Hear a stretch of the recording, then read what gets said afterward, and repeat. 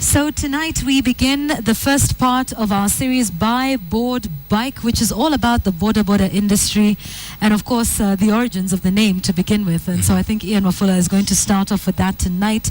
Like we keep saying, they're a necessary evil, but these are the people that get you right to your doorstep and where you need to in very many places, and not just in the rural areas, John. But also in urban areas. But it's something that we'd like to discuss, especially with the NTSA. We've got the Director General, Francis Major, in studio here with us. David Ochieng, the MP for Ugenya, was supposed to be in studio with us. We'll have him on phone. He was on that flight from Kisumu to Nairobi, so unfortunately he can't be here with us in studio. But let's now kick off the story of Buy, Board, Bike. Right. So less than a decade ago, bicycles were the dominant form of transport in most rural areas. In came the motorbikes that took the transport industry by storm, roaring their way to every corner of the country.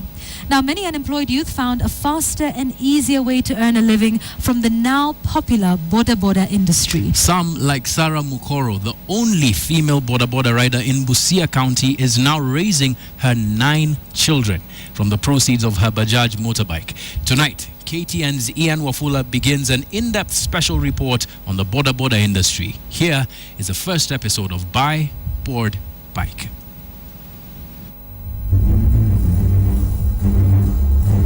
Kampala, Uganda. A typical day here on the streets. My colleague Mary Kilobi in red is trying to make her way through town. Crossing roads here needs more skills, perhaps than anywhere else in East Africa. She has to watch out for cars, motorbikes, and motorbikes. They move anywhere, anyhow, and at every turn. Take a look at this junction, for instance. Motorists are forced to stop for minutes before they can move as they make way for engine bikes.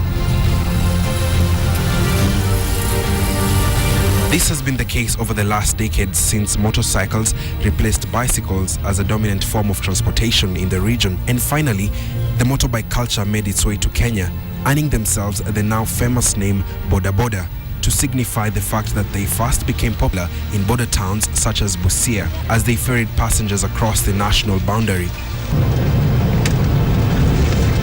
Even the darkness of the night does not deter these untiring riders. 11 p.m. may be late by many standards, but not here in Bodaboda country.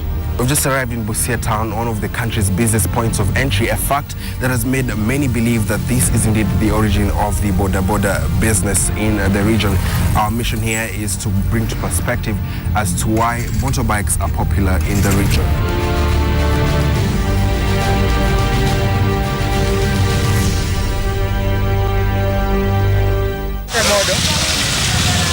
It is morning here in Busia. Hundreds of Bodaboda operators are up before the sun is up. It is as if they never slept. But while they're busy going on with their day, one of them, Sarah, starts her day a little bit differently. She wakes up her children in time to prepare for school. Her daughters have had to get used to showering with cold water even during such chilly seasons. Sarah, a widow, has to bathe her youngest child as the eldest prepares breakfast. When bathing time is done, Sarah pulls out her only source of livelihood,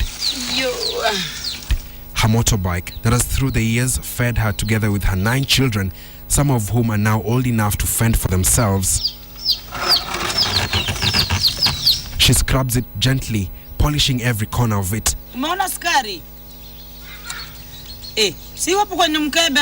until it's shiny enough to attract a customer or two during the day. Breakfast is now ready. There isn't much though. Boiled tea leaves and a touch of pigeon peas is what will hold them until evening, when she will have time to make a proper meal.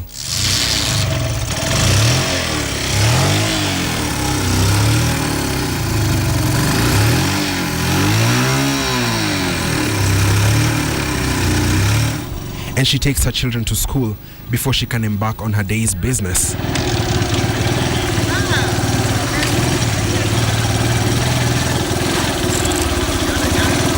Today, however, Sarah spares a few minutes to speak to us before she goes to work.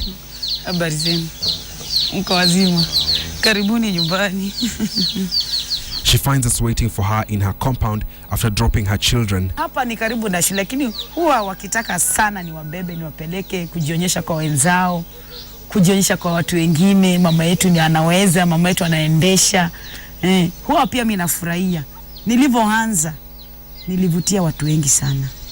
Watu wengi sana, hata wanaume.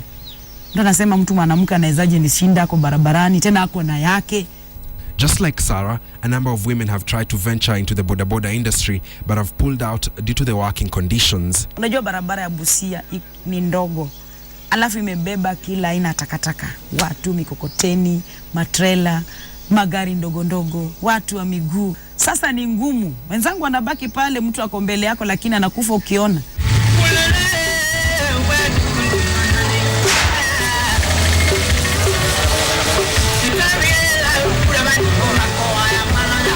While Sarah has the privilege of personally dropping her own children to school, in Kisumu, for instance, many parents have entrusted bodaboda riders with the task. The sight of children on motorbikes early morning without protective gear is nothing new. In fact, only a handful are accompanied by their parents or guardians. In neighboring Kakamega, Samuel Gadhongo just opened his motorbike shop for the day. The huge demand for the bikes forces him to make regular trips to one of the assembly plants in Nakuru. Biashara ya pikipiki ni mzuri. Kwa siku tunaweza uza kama 7-8 kwa siku. So meaning at the end of the month, kwa mwisho wa mwezi unaona kwa kila siku tunafungua kutoka saa 2 mpaka saa 11. Most of the buyers from this particular shop are young men between 20 to 35 years, most of whom have either taken soft loans, sold their pieces of land or used their savings from sugarcane farms. Tunaziuza na hizo helmet, lakini watu hapo mostly hawavangi hizo helmets. So akinunua tunampea na hizo vitu zote. Tunampea helmet na reflector jacket. Lakini ukiangalia kwa barabara wengi hawataki kuvaa hizo vitu. Lakini mtu anaona pesa ni tamu, yeye anatoka tu mbio. Morali tu amepigiwa simu ama mteja aingie pale kwa stage. Na yeye ameona ni ule kwa sababu watu tunangangania customer. Yeye labda mimi nitabaki na hii yangu hivi, na yeye ametaka kujionyesha kwamba yeye kifua chake ni kizuri, amevaa t-shirt mzuri, anatoa na hang pale. Right outside the shop, technology dynamics at its best, bringing about the conflict between bicycle and motorbike operators, an evident conflict as they stand on opposite ends waiting to grab a customer at the earliest opportunity. Emmanuel Tonje drops off his first customer for the day. Within the last 6 years, he has been saving to get himself a motorbike, while some like Josephat, on the other hand, have tried to spice up their bicycles, using bright Rastafarian colors to attract customers. Tulianza kama pikipiki hazijatoka, lakini sasa ndio zimetoka. Sasa tunaona ni kama ni ngumu sana kupishana baiskeli kwa pikipiki. Tunaomba kama tunaweza pia sisi kupata pikipiki tuwe uniform kama wenzetu. Hata hiyo 20 yenye sisi tunabeba pikipiki inabeba. Sasa hata sasa kufikisha 300 ni ngumu ndugu yangu. Unasema ukiachiwa hii saizi? Nikiachiwa nikipewa tu pikipiki sasa inaweza furahi sana. Hata hii baiskeli naachia tu hapa mtu. Mwenye atachukua achukue. Samson Nundu, the national chairperson of the Kenya Motorcycle Owners and Riders Association, says the removal of tax levies by the Kibaki administration paved way for the Bodaboda boom. They said they were going to create jobs for the people of Kenya. Many did not understand where will 500 jobs come from. So when they said the introduction of the motorcycles should be duty free, many of us youth went into that business because it was somehow actually affordable.